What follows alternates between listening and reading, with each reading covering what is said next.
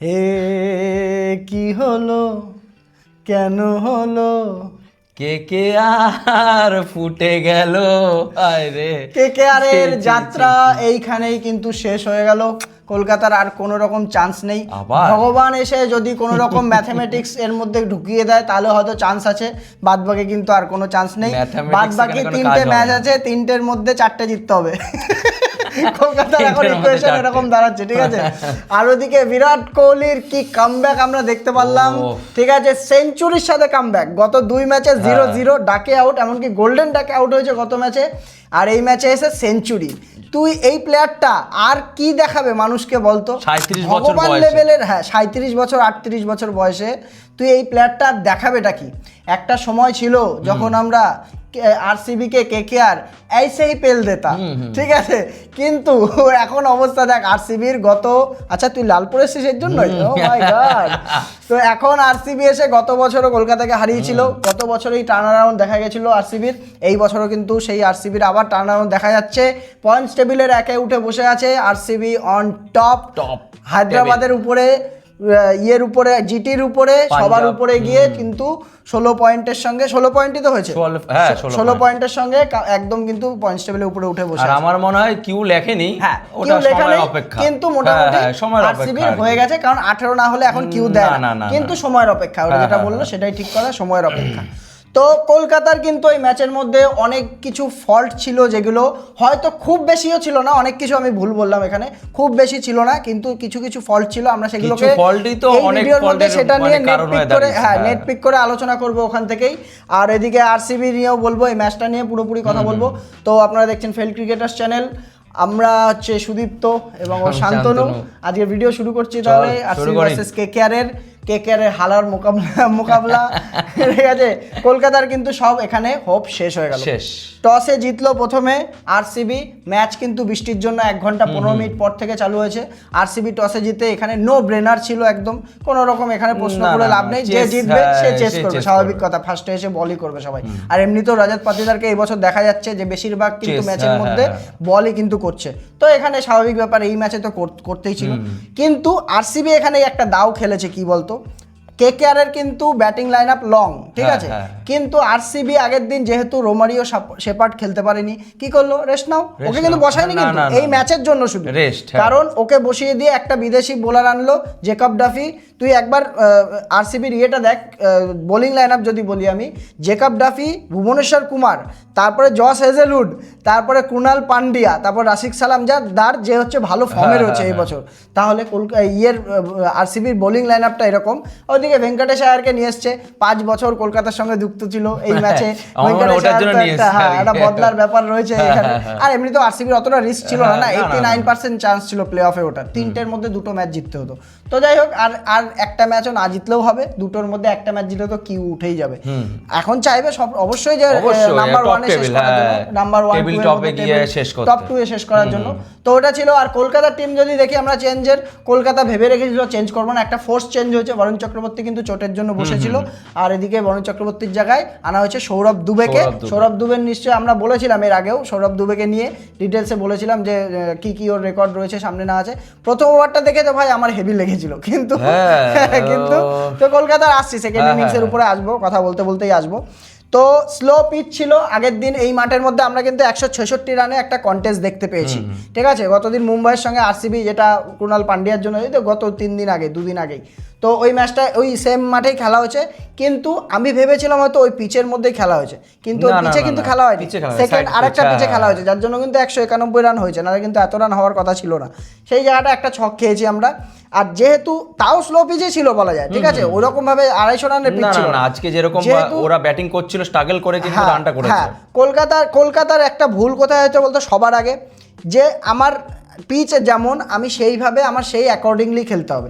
এরকম ধরনের পিচ হলে কি হবে, আমরা কি করব, যে আমরা ছোট টার্গেট মাথায় রাখবো যে আমরা 170 মাথায় রাখছি, ওখান থেকে 190। কলকাতার ব্যাটিংয়ে যদি আমি বলি, কলকাতার ব্যাটিংয়ে খুব একটা ফল্ট ছিল না, খুব একটা ফল্ট ছিল না। যারা ওদের যা হায়েস্ট মানে তোর ক্যাপেবিলিটি আছে সেই হিসাবেই খেলেছে। প্রথমে সুনীল নারিনকে তো নামাচ্ছে না, যাই হোক প্রথমে ফিন অ্যালেন আর হচ্ছে আজিঙ্ক্য রাহানে, আর আমরা বলে ফেড আপ হয়ে গেছে, আর কিছু বলে লাভ নেই, এটা অপশন নেই। হ্যাঁ, এটা ছাড়া অপশন নেই। অপশন তো আছে, খেলাচ্ছে না সুনীল নারিনকে, তাই আছে, কিন্তু রাহানে কোথায় খেলবে, রাহানে মানে কোথায় ওটার খেলবে? জন্য হ্যাঁ, অপশন ওদের হ্যাঁ প্র্যাকটিক্যালি দেখতে গেলে অপশন নেই আর কি। তো এখানটায় আমার একটাই কথা যে কলকাতা যদি কোনো জায়গায় ফল্ট করে থাকে এই বছর, সেটা হচ্ছে ওপেনাররা কিন্তু একদম পার্টনারশিপ করতেই পারেনি। 11টা ম্যাচে 248 রান, যদি আমরা স্ট্যাটস দেখি 11টা ম্যাচে 248 রান, 22-এর এভারেজ রয়েছে। কিন্তু কোনো ম্যাচে ফিনালেনে গত ম্যাচে সেঞ্চুরি দেখতে পেয়েছি আমরা একটা, এই ম্যাচে কিন্তু আবার ফ্লপ হয়ে গেল ফিনালেন। প্রথমে শুরুয়াতটা দিয়েছিল সুনীল নারিন, আবার সুনীল নারিন বেরোচ্ছে আমার, সুনীল নারিন পি হয়ে গেছে ওপেনারে, ফিনালেন আর হচ্ছে হ্যাঁ ওটা মাথায় ঢুকে গেল। ফিনালেন আর আজিঙ্ক্য রাহানে স্টার্টটা ভালোই দিয়েছিল, কিন্তু ওখান থেকে করতে পারেনি। তো যাই হোক, ওখান থেকে কিন্তু আঙ্কিশ রঘুবংশী আর ক্যামেরন গ্রিন কিন্তু ধরে ফেলেছিল ম্যাচটা, এগিয়ে তো নিয়ে গেছে ওদের। আঙ্কিশ রঘুবংশী কিন্তু এখানে ক্রেডিট দিতে হবে, কারণ ও প্রত্যেকটা ম্যাচে এই নিয়ে মনে হয় 4টে হাফ সেঞ্চুরিও করলো এই IPL এর মধ্যে, তাহলে স্বাভাবিক ব্যাপার, ওর তো দায়িত্ব নিয়ে খেলছেই। তারপরে আবার একটা ব্যাপার আছে, ভুবনেশ্বর কুমার যখন আসছে বলে, ভুবনেশ্বর কুমার এখন জানা কথা পাওয়ার তোর purple cap holder Bhubaneswar Kumar. তো ও যখন বলে আসছে, ফর্মে আছে, আমি ওকে সম্মানটা দিই। রাহানে কিন্তু প্রথম ওভারে দিল একটা 4ই হয়েছে, যে না ভালো বোলার আসছে, আমার তো আরও বাদবাকি তো লাস্টে ও যখন ডেথ ওভারে আসবে মারার চান্স পাবে, ওপেনিং স্পেলে যখন উইকেট পাচ্ছে আমি দেবো না উইকেট। ফিনালেন কিন্তু ওই জিনিসটা করতে পারতো, ওইখানটায় তাড়াহুড়ো করতে গিয়ে আউট হলো। অবশ্য বলটাও ভালো হয়েছিল, তাড়াহুড়ো বলবো না আমি, ঠিক আছে, প্রথম দিকে মারছিল ফিনালেন ওই ভুবনেশ্বর কুমারের ওভারটা, তবে দেখে খেলা উচিত ছিল ওই জায়গাটা, যে ম্যাচের অ্যাকর্ডিং আমার প্লেয়ারদের অ্যাকর্ডিং কিন্তু আমার এখানে খেলা উচিত, আমি মনে করি যেটা কলকাতার। তবে অ্যাকচুয়ালি কি বলতো, ভুবনেশ্বর কুমার তো অবশ্যই আছে, কিন্তু তারপরে দেখ জেকব ডাফি যখন আসলো তখন কিন্তু একটা ভালো রান হয়ে গেছে, হ্যাঁ ভালো রান হচ্ছিল, পাওয়ার প্লেতে তো রান ঠিকঠাক ছিল, পাওয়ার প্লেতে 56 রান ছিল, 2 উইকেটে।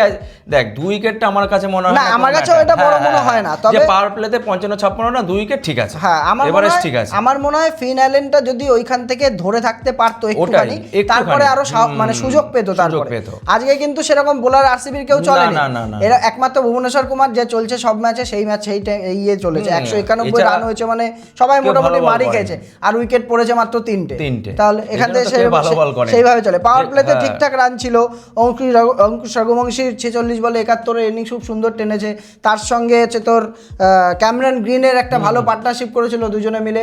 ক্যামেরন গ্রিন কিন্তু ভাই ডেলিভার করেছে, ও ঠিকঠাক আছে, ও লাস্টের দিক থেকে লাস্টে প্রথম 3-4টে ম্যাচ যদি আমরা বাদ দিই, তারপরে কিন্তু ঠিকঠাক ভাবে কিন্তু ইয়ে করেছে, আমি এটা মানতেই হবে, ব্যাটে হোক বা বলে হোক। ক্যামেরন গ্রিন একটা ভালো পার্টনারশিপ করলো, আঙ্কিশ রঘুবংশী ভালো এইখানটায় তোর ক্যারেক্টার দেখিয়েছে ভালো, যে আমি দায়িত্ব নিয়ে খেলতে পারি। তবে এর থেকেও যে আমি একজনকে প্রেস করতে চাই, সেটা হচ্ছে রিঙ্কু সিং প্রথমে ফর্মে ছিল না, ঠিক আছে, পরিষ্কার বোঝা যাচ্ছিল যে ফর্মে নেই, তারপরে যখন আসে ওর মধ্যে যে ম্যাচুরিটি আছে এই ইনিংসটার মধ্যে কিন্তু দেখা গেল সেই জিনিসটা। আঙ্কিশ রঘুবংশীর সঙ্গে পুরো দাঁড়িয়েছিল একটা সাইড দিয়ে, প্রথমে কিন্তু সেকেন্ড ফেডেল খেলছিল, তারপরে ও কিন্তু বোঝাও যায়নি ও কখন কিন্তু 26 বলে তোর 29 বলে 49 করে ফেলেছে, বোঝাও যায়নি কিন্তু এই জিনিসটা, আজকে কিন্তু ঠিক জায়গায় নেমেছে। হ্যাঁ এটাও একটা বড় কথা যে 5 নম্বরে নেমেছে, যেটা ওর মানে ক্যারেক্টারে গিয়ে দাঁড়ায়। রোমেন পাওয়েলকে নামাচ্ছিল একদিন ধরে, কিন্তু ও কিন্তু আজকে ঠিকঠাক জায়গায় নেমেছে, ফর্মে নেই, ওটাই ফালতু। আর এরপরে কিন্তু সেরকম কেউ একটা ছিল না, রোমেন পাওয়েল ছিল, আর কে ছিল, মনীষ পান্ডে, সুনীল নারিন। মনীষ পান্ডে বহুদিন পর কামব্যাক করলো, বহুদিন পর, আগের ম্যাচও খেলিয়েছিল কিন্তু ব্যাট আসেনি, আজকেও তো ব্যাট আসেনি, আজকেও ব্যাট আসেনি, তাহলে তো কিন্তু হিসাব মতন মানে সবকিছু যদি আমি দেখি, আমার মনে হয় 192 রান এনাফ ছিল, কিন্তু সামনে যদি বিরাট কোহলি না থাকে তো, আর বিরাট কোহলি তো আরসিবির বোলারদের কথা বলতে আরসিবির বোলাররা আছে জেকব ডাফি আর কুণাল পান্ডিয়া, যে ওদের মেন কুণাল পান্ডিয়া এখন মেন যে বোলার, মেন প্লেয়ার হয়ে দাঁড়িয়েছে, তারাও আজকে মার খেয়েছে 49 আর 39, 48 আর 39 রান দুজনে মনে হয় খেয়েছে।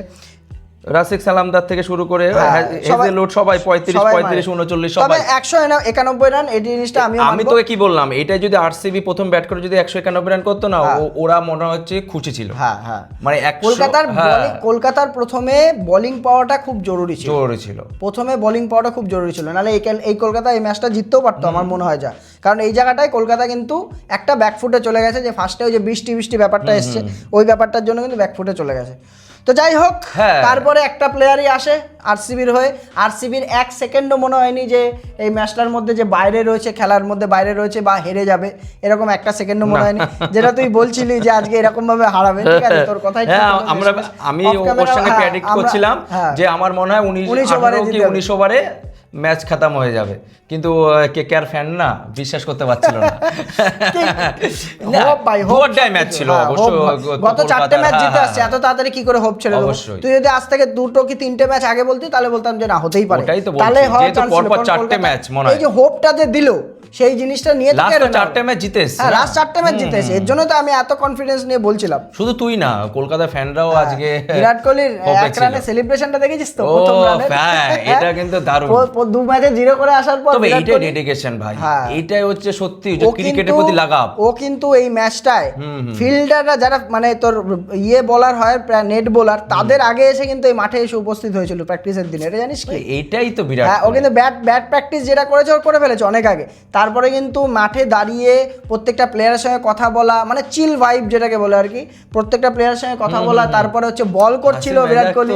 হ্যাঁ, বিরাট কোহলি কিন্তু বলও করছিল যে এরকম ভাবে ও নিজেকে কামব্যাক, আর কত কামব্যাক করবে, কামব্যাক জিনিসটা আর কত কামব্যাক করবে। মানুষ বলে যে কামব্যাক জিনিসটা আমার মনে হয় কি উঠিয়ে দেওয়া দরকার ওর থেকে। Virat Kohli back, form, comeback, এই জিনিসটা আমার মনে হয় বিরাট কোহলি এখন রাখা উচিত না। না, কেন বলছি, 2 ম্যাচ হয়তো 0-0 হতেই পারে, সে 0 গেছে, কেউ 3 বছর 4 বছর বাজে খেলার পরে, বাজে খেলেনি মানে ওর লেভেল অনুযায়ী খেলেনি, তারপরে যদি কামব্যাক করতে পারে তাহলে ভাই সে সব কিছু পারে। সেটাই তো বলছি, যে হোপ ছাড়েনি, আশা ছাড়েনি, এত কিছু অ্যাচিভ করা অলরেডি হয়ে গেছিল কিন্তু তখন, তারপরেও যে হোপ ছাড়েনি, এটাই কিন্তু সবথেকে বড় কথা। এই জন্য তো বললাম প্লেয়ার একটা 9th সেঞ্চুরি বিরাট কোহলির কিন্তু এই ম্যাচে আমরা দেখতে পেলাম মন জয় করলো, 14,000 টি20 রান কমপ্লিট করলো সব নিয়ে।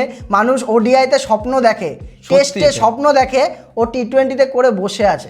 আইপিএল আর ইন্টারন্যাশনাল মিলিয়ে শুধু আইপিএল আর ইন্টারন্যাশনাল খেলেছে, তাই অবস্থা। আমার মনে হয় 4-5 নম্বরে মনে রয়েছে লিস্টে, কিস গেল, জস বাটলার মনে আগে পিছনে রয়েছে, কিন্তু আমার মনে খুব শিগগিরই, বেশি নেই কিন্তু ওদের, হয়তো 400-500 কি 500-600 মধ্যে মনে হয় আছে আর কি, মানে খুব শিগগিরই। আর 1-2টা আইপিএল খেলে না, একটা দুটো কি 400 প্লাস সিজন, বিরাট কোহলিকে নিয়েই বলি তাহলে 400 প্লাস সিজন, এই নিয়ে 12 নম্বর 400 প্লাস সিজন, টোটাল 19টা আইপিএল খেললো, তার মধ্যে 12টায় ওর রান হচ্ছে 400 প্লাস।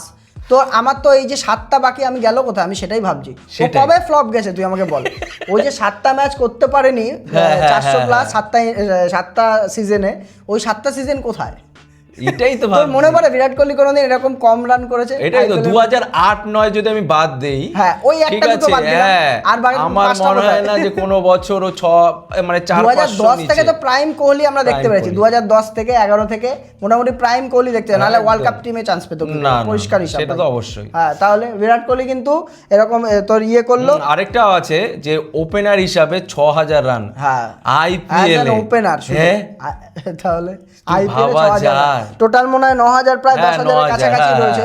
সেইখানে 9000 রান তো কিছুদিন আগে করেছে। তো বিরাট কোহলি তো বললামই অলরেডি, আমরা বিরাট কোহলিকে নিয়ে বলতে বলতে মুখ ব্যথা হয়ে যাবে। আমি কলকাতার কথা বলতে চাই। কলকাতা হারলো কোথায় এই ম্যাচটা? প্রথম কথা, যখন বলে আসলো, ঠিক আছে, পাওয়ার প্লেতে এতগুলো রান খেলো, যেই এই মাঠে কিন্তু খাওয়ার কথা না। প্রথমে সৌরভ তিওয়ারি বলছি, তোর সৌরভ দুবে ভালো বল করে গেল 2 রান দিয়ে। প্রথম ওভার যখন বল করলো, আমি যে আমি সত্যি কথা বলছি, আমি প্রথম ওভারটা দেখতে পাইনি, ঠিক আছে, আমি তো স্কোর দেখে অবাক হয়ে গেছি। আমি 2 রান, তা আবার সামনে জেকব বেথে, বিরাট কোহলি 2 রান কি করে হয়? সত্যি আমরা ভাই অবাক হয়ে গেছি। হ্যাঁ, তো যাই হোক ওইখানটা আসলো। তবে প্রথম দিকে মার খেয়ে গেছে ওরা, প্রথম ওভারে 2 রান হওয়ার পরেও কিন্তু 3 ওভারে ওদের 40 রান ছিল। তাহলে কত মার খেয়েছে বৈভব অরোরাকে নিয়ে আমরা আগের দিন ভিডিওতে কি বলেছিলাম ভিডিওতে, যে বৈভব অরোরা কিন্তু কনফিডেন্স হারিয়েছে, এত ডিগ্রি থেকে এত ডিগ্রি সুইং কমেছে। আমরা কিন্তু অলরেডি বলেছিলাম যে 1-2 ম্যাচ অন্তত ওকে রেস্ট দেওয়া উচিত ছিল, একটা ম্যাচ অন্তত রেস্ট দেওয়া উচিত ছিল, কারণ বোলার তো রয়েছে কলকাতার কাছে, এমন না যে বোলাররা নেই। তো এইখানটায় যদি রেস্ট দিত, ও কিন্তু একটু ভাববার চিন্তা ভাবনা পেত। বরুণ চক্রবর্তী যেভাবে, এটাই তো বললাম, মানে যারা বসে কামব্যাক করেছে না, ওরা কিন্তু স্ট্রং কামব্যাক করেছে। অবশ্যই রেস্ট দরকার না, কন্টিনিউ খেলে যাচ্ছে প্রত্যেকটা ম্যাচে। আর এই ম্যাচেও দেখ, প্রথম দিকে এসে এত রান, মোমেন্টাম, সবকিছু ভাই মোমেন্টামের খেলা। মোমেন্টামের খেলা। মোমেন্টাম যখনই তুমি দিয়ে দেবা, তাও বিরাট কোহলির মতো প্লেয়ারকে, তাহলে কিন্তু সে ছাড়বে না, কখনো ক্ষমাই করবে না তোমাকে। আর ওদিকে কলকাতার পজিটিভটাই আগে বলি আমি, কার্তিক ত্যাগী একটা ভালো বোলার পেয়েছে, যে হচ্ছে কিন্তু কন্টিনিউ গত 3 ম্যাচ ধরে কিন্তু এই ম্যাচ নিয়ে দেখেছিস, হ্যাঁ বাউন্সার প্লাস হচ্ছে পেস, প্রপার ফাস্ট বোলার যদি বলা হয় 143-44 এর নিচে করে বলই করছিল না, ও তো এমনিতেও 45-46 বল করে। প্রপার যদি ফাস্ট বোলার বলা হয়, এটা হচ্ছে কার্তিক ত্যাগী। এই বছর দেখিয়েছে, ও 2021-এ কিন্তু ডেবিউ করেছিল, তারপরে এসে গত 3 ম্যাচ ধরে কিন্তু কলকাতার হয়ে ফার্স্টে প্রথম উইকেট কিন্তু ওই তুলছে, পাওয়ার প্লের মধ্যে ব্রেক থ্রু কিন্তু ওই দিচ্ছে। তো এই ম্যাচেও দিয়েছে, পরে আর একটা উইকেটও পেয়েছে, যে 2টো উইকেট পড়েছে মেনলি প্রথম দিকে, ঠিক আছে, ওই পেয়েছে বলতে গেলে কার্তিক ত্যাগী। আর সুনীল নারিন তো বলে লাভই নেই, সুনীল নারিনকে মানে যত বলা হবে তত কম। বিরাট কোহলি যে লেভেলে আছে আইপিএল সেই লেভেলে কিন্তু আইপিএল বলছে, কিন্তু এটা বলছি না, সেই সেম লেভেলে কিন্তু সুনীল নারিনও রয়েছে। আমরা একই জায়গাতে রাখবো, গোট, মুদ্রা কথা হচ্ছে গোট, মানে আইপিএল এর গোট। আইপিএল এর ইতিহাসে কেউ মারতেই পারলো না সুনীল নারিনকে, কেউ মারতেই পারলো না। হ্যাঁ, এটা কি করে হতে পারে? এটা সত্যি, তার মানে তাহলে গোট ক্যাটাগরিতে তো দিতেই হবে ভাই। মোটামুটি আমার মনে হয় 30-35, মানে হাইয়েস্ট মানে 35 রান মানে দিয়ে গেছে। পোলার্ড, সুনীল নারিন, ব্রাভো, এই 4টে প্লেয়ার রয়েছে যারা কিন্তু আইপিএল এ সবসময় ডমিনেট করে এসছে। এখনো অবধি সুনীল নারিন একমাত্র টিকে আছে, ও কিন্তু করছে আর খেলবেও। কেকেআর মনে ছাড়বে না, অত সহজে ছাড়বে না। তো বাদবাকি বোলাররা তো সবই মার খেয়েছে, তবে আমার মনে হয় মেন কারণ যেটা, সেটা হচ্ছে কনফিডেন্সের অভাব। তুই এই বছর মানে কলকাতার ফিল্ডিং সব থেকে ভালো ছিল, ঠিক আছে, অ্যামং অল দ্য টিম কলকাতার ফিল্ডিং কিন্তু সব থেকে ভালো ছিল, ক্যাচিং বলতে গেলে এখনো ভালো। এই বছর আইপিএলে 175খানা প্রায় ক্যাচ মিস গেছে, তার মধ্যে সব থেকে কম মিস করেছে কলকাতা। এই ম্যাচে এসে বিরাট কোহলির ক্যাচ ছাড়ছো তুমি, রবম্যান পাওয়েল, তারপরে হচ্ছে তোর দেবদত্ত পাডিক্কালের ক্যাচ ছাড়ছো, বৈভব আরোরা, সেই বৈভব আরোরাই কিন্তু। তারপরেও কেন বডি ল্যাঙ্গুয়েজ, যে আমার এটা ডু অ্যান্ড ডাই ম্যাচ, ঠিক আছে, ডু অর ডাই ম্যাচ, তো ডু অর ডাই ম্যাচে আমার বডি ল্যাঙ্গুয়েজ অন্যরকম থাকার কথা। তুই ক্যাচগুলো মিস করেছিস দেখেছিস? হ্যাঁ, ইজি ক্যাচ, এমন না যে ইজি ক্যাচ, হাতের মানে টাফ ক্যাচ, ওটাই তো বলছি, ওই জায়গাতেই তো কলকাতা। তারপরে তুই দেখ না কোনো আফসোস, কামব্যাক করার তো সুযোগ দেয়নি। ক্যামেরন গ্রিন বল করেছে, ও কিন্তু রেগেও গেছিল একবার, তো ওখানে কামব্যাক করার কিন্তু কোনো সুযোগ দেয়নি ওদের বোলাররা, তো ওদের কাজ করে দিয়েছিল, যে ওখান থেকে বিরাট কোহলির উইকেট পড়লো বা হচ্ছে দেবদত্ত পাডিক্কালের পড়লো। রাজাত পাটিদার রিসেন্ট ফর্ম নেই, কিন্তু টিম ডেভিডের রিসেন্ট ফর্ম নেই, সেই একটা 25 বলে 75, ওটাই দেখেছি কিন্তু আমরা। তাহলে এত ভুল করেছে, ঠিক আছে, সেই ভুলের মাসুল পাই কিন্তু। তাহলে ক্রুনাল পান্ডিয়াকে বের করতে হচ্ছে আরসিবির হয়ে ম্যাচ, তাহলে যদি এই উইকেটগুলো পড়তে পারতো, তাহলে প্রথম দিকে আরামসে কলকাতা কামব্যাক করতেই পারতো। লাস্টে এসে উইকেটগুলো তুলেছে, আমার লাভটা কি? তখন এসে তো আমার চিড়িয়া চুগেই খেত, মোদ্দা কথা, তখন আর এসে কোনো লাভ নেই। আর বিরাট কোহলির মতন ব্যাটসম্যানকে যদি একটা কেউ সুযোগ দেয়, সে ভাই কোহলি। সত্যি তাই, চোখের সামনে দিয়ে। এই বছর কি মনে হয়, অলরেডি 477 বোধহয় পৌঁছে গেছে, কি মনে হয়? অরেঞ্জ ক্যাপ 508 রান রয়েছে, হেনরিক ক্লাসেন আরামসে কাছাকাছি পৌঁছে গেছে। আমার মনে হয় মানে হায়দ্রাবাদ 600 গোড়ায় যাবে, প্লে অফে তো উঠছেই, কোহলি আরসিবিও প্লে অফে মানে উঠছে, এক্সট্রা আরো 2টো ম্যাচ খেলবে, অভিষেক শর্মা উঠছে, সব আশেপাশেই রয়েছে।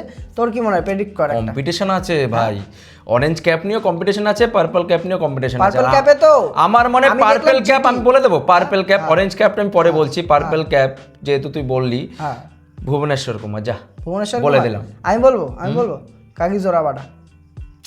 কাগিজো রাবাডা ভুবনেশ্বর কুমারের কাছে এখন বর্তমানে রয়েছে। কেন বলছি, আমি একটুখানি বোল্ড কলই নিলাম, আমি জানি ভুবনেশ্বর কুমার পাওয়ার চান্সটা সবথেকে বেশি, কিন্তু আমার কেন মনে হচ্ছে কাগিজো রাবাডা যে ফর্মে রিসেন্টলি চলে এসেছে, আমার মনে হয় কাগিজো রাবাডা আরো বেশি উইকেট তুলে নিয়ে যাবে। আর হ্যাঁ, এটা তো আছেই। তাহলে ঠিক আছে, আমার ভুবনেশ্বর কুমার, তোর কাগিজো রাবাডা।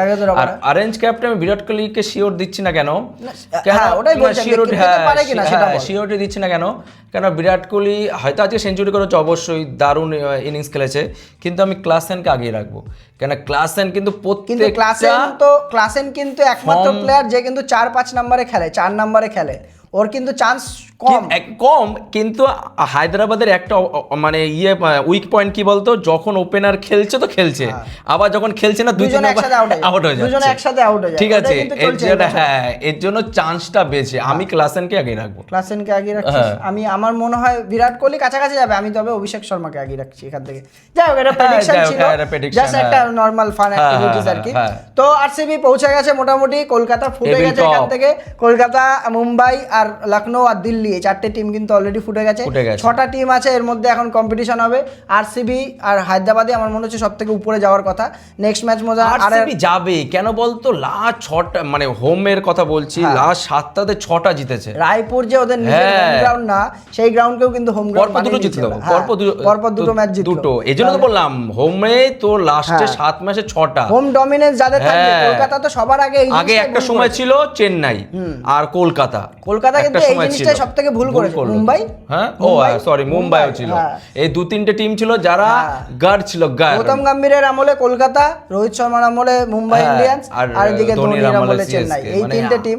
আরসিবি সবথেকে বেশি হার তো ওদের নিজের গ্রাউন্ডের মধ্যে। তবে যাই হোক, টার্ন অ্যারাউন্ড হয়েছে, দেখে ভালো লাগছে। আরসিবি উপরে আছে, কলকাতার এখনকার মতো বাই বাই। তাহলে পরের বছর দেখা হচ্ছে আবার। পাথিরানাকে কেন খেলেনি এটা এখনো অবধি আমাদের কাছে মিস্ট্রি, ঠিক আছে, কেন খেলেনি পরের বছর। তবে কলকাতার একটা কামব্যাক করার চান্স রয়েছে, কারণ ওখান থেকে নিশ্চয়ই একটা ভালো কথা একটা কিন্তু নিউজ যেটা চারিদিকে সার্কুলেট হচ্ছে, আমি এটার সঙ্গে জাস্ট আমার আইডিয়া একটা, আমার একটা মানে অ্যাজাম্পশন, আর কিছুই না। হার্দিক পান্ডিয়া কিন্তু মুম্বাইয়ের হয়ে খেলছে না, ও ট্রেনিং করছে মুম্বাই জার্সিতে, কিন্তু ও মুম্বাইয়ের হয়ে খেলছে না, পরের ম্যাচেও খেলবে না শোনা যাচ্ছে। আগের ম্যাচে তো ক্যাপ্টেন ওর সঙ্গে কিন্তু কোনো না কিছু হয়েছেই। আনফলো করেছে ইনস্টাগ্রামে, ঠিক আছে, মুম্বাই ইন্ডিয়ান্সকে হার্দিক পান্ডিয়া। নেক্সট ইয়ার কিন্তু কথা বলা যায় না, নেক্সট ইয়ার কিন্তু টিম চেঞ্জ হচ্ছে হার্দিক পান্ডিয়ার, এইটুকু বলা যায় না ভাই। এটা হতে চলেছে আমার মনে হচ্ছে। জিটি থেকে তাহলে একটা টিম এরকম বল যাদের ক্যাপ্টেন নেই, একটা টিম বল যার ক্যাপ্টেন নেই, যদি পিওর ক্যাপ্টেন। কি বলিস তুই, এটাও একটা হিস্ট্রি ক্রিয়েট হতে পারে কি?